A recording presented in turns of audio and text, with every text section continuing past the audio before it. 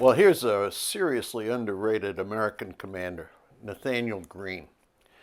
Now, what about Nathanael Greene? He joined up with the Continental Army in 1775 at the siege of Boston, and he stayed with the Army through 1783. In other words, past the victory at Yorktown. He had absolutely no military training whatsoever. What he did instead was, starting in 1773 or 1774, he started to read military history, books about military theory, and so on. He was promptly, very soon, made a major general in the Continental Army, and he became one of George Washington's two favorite generals, the other being Henry Knox, another self-taught commander. Now, in the early part of the war, Greene had a kind of a mixed bag of successes and failures. I mean, the principal failures, or the most notable failures, were in the Battle of Rhode Island, and of course earlier than that at Fort Washington. However, his major success was in the latter part of the war when he was in command of the Southern Department of the Continental Army. What happened? In 1778, the morons in London who were leading the charge on the war against the Americans, that'd be George III, Lord Germain, Lord North, got sick and tired of chasing Washington all over the Northeast and never catching him, never defeating him in a decisive battle. And what they made their minds up to do was to shift the focus away from the Northeast and down to the South. The South was more important to them economically, and they thought it was poorly defended, and they would have a chance if they could get the southern colonies, namely Georgia, South Carolina, North Carolina, and Virginia, if they could bring them back to the crown, that the rebellion, the revolution, would totally collapse. The British brass in North America, Cornwallis, Clinton, how they bought into this strategy, and they sent Cornwallis down to Georgia with a very strong force. And Cornwallis promptly took Savannah, and of course Georgia was sparsely settled, so he got Georgia back. In fact, he installed a royal government in Georgia again. So Georgia was won.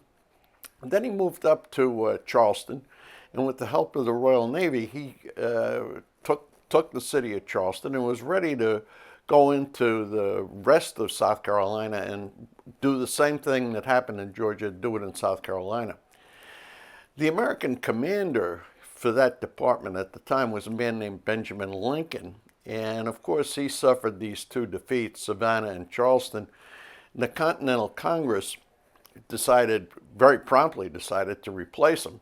And the guy they wanted to replace him with, and this over George Washington's objection, they wanted to replace him with Horatio Gates, the guy who won the battle at Saratoga.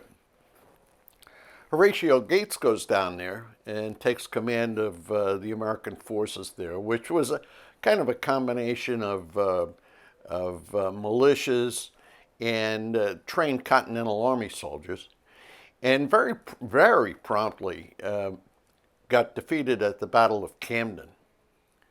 Now, Washington said, I told you he was an asshole. Gates got out of there, and at Washington's urging, they sent down Nathanael Greene and Daniel Morgan. Now, Nathanael Greene comes down there, and he adopts a brand new strategy for dealing with Cornwallis. First, the first part of it is to divide his force, and he splits off from the main body of his army, Daniel Morgan with a sizable bunch of guys. Daniel Morgan goes into the interior of North Carolina and defeats at the Battle of Cowpens this miserable British lowlife named Bannister Tarleton. He inflicted a serious loss on the British force that's under Cornwallis.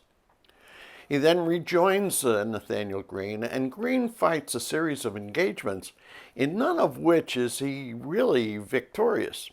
But what he is he's continually weakening Cornwallis's force, which was a very strong force, much bigger than his. And in fact, he reduces it by 50% as a result of these different battles.